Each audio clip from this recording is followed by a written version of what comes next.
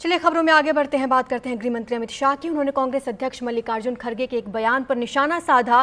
खड़गे के बयान को पूरी तरह से अपमानजनक बताया है। दरअसल कल चुनाव प्रचार के दौरान मल्लिकार्जुन खड़गे की तबीयत बिगड़ गई थी। इस दौरान उन्होंने कहा था कि वो प्रधानमंत्री मोदी को सत्ता से हटाने के बाद ही दम लेंगे।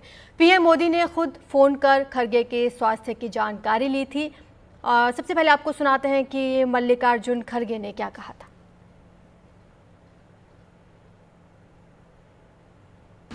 चाहे कुछ भी हो, मैं ऐसा ही छोड़ने वाला नहीं।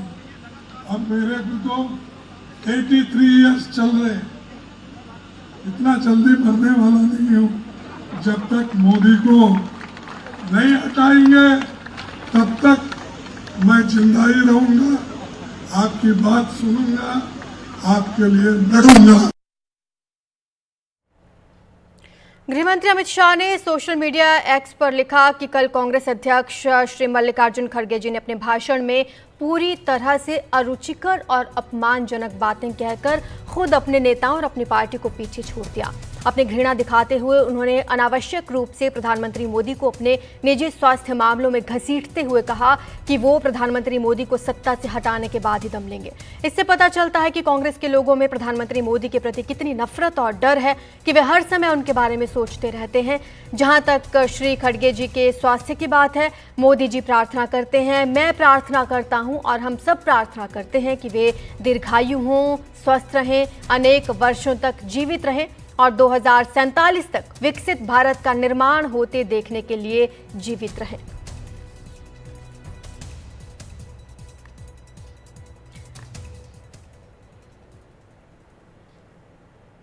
और हमारे सहयोगी अखिलेश शर्मा हमें इस मामले में ज़्यादा जानकारी देंगे। अखिलेश जी, हमने देखा बयान आया है गृह मंत्री अमित शाह का और उस बयान में ना सिर्फ स्वास्थ्य की कामना है बल्कि उनको सटीक जवाब भी दे दिया है।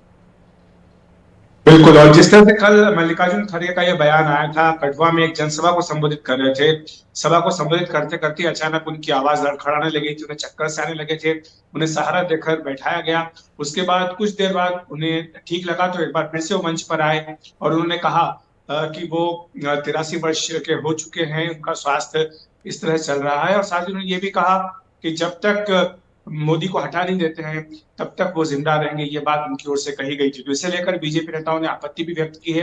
हालांकि कल उनके इसी बयान के तुरंत बाद पीएम मोदी ने उन्हें फोन भी किया था और उनका हालचाल पूछा था कि उनका स्वास्थ्य कैसा है, क्योंकि ये जो तस्वीरें आई थी उनके लड़खड़ाने की, वो सब दूर गई थी।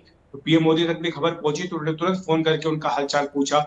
लेकिन ये जो बयान उनका दिया गया था खड़गे जी का कि मोदी जब तक नहीं हटते तब तक वो जिंदा रहेंगे, इसको लेकर के बीजेपी नेताओं ने आपत्ति की। गृह मंत्री अमित शाह ने ट्वीट करके इस पर अपना ऐतराज जताया। उन्होंने कहा कि जहां तक खड़गे जी का प्रश्न है, अपने व्यक्तिगत स्वास्थ्य में पीएम मोदी को घसीटना, उनको लाना, ये ठीक बात नहीं है। और जहां तक उनका अपने स्वास्थ्य का प्रश्न है, बीजेपी चाहती है कि वो शतायु हो, दीर्घायु हो।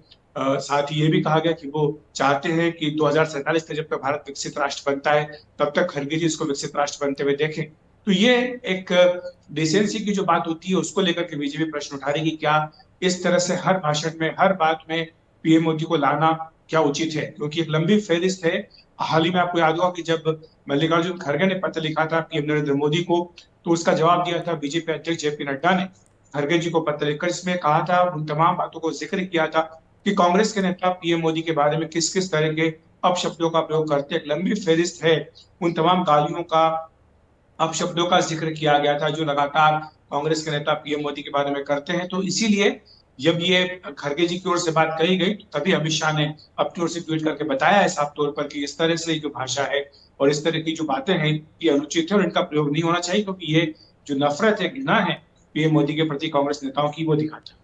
बिल्कुल, शुक्रिया आपका अखिलेश जी इस तमाम जानकारी के लिए। तो बता दें कि गृह मंत्री अमित शाह ने सोशल मीडिया पर पोस्ट कर निशाना साधा और ये कहा कि कल कांग्रेस अध्यक्ष मल्लिकार्जुन खड़गे जी ने अपने भाषण में पूरी तरीके से अरुचिकर, अपमानजनक बातें कही।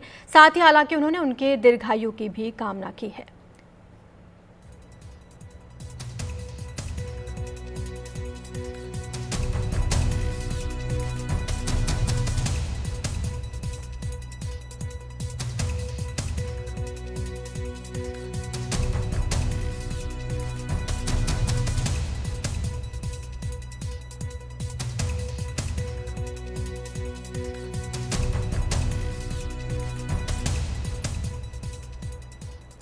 अब यहाँ पर वक्त हो चला एक छोटे से ब्रेक का, हम लौटेंगे।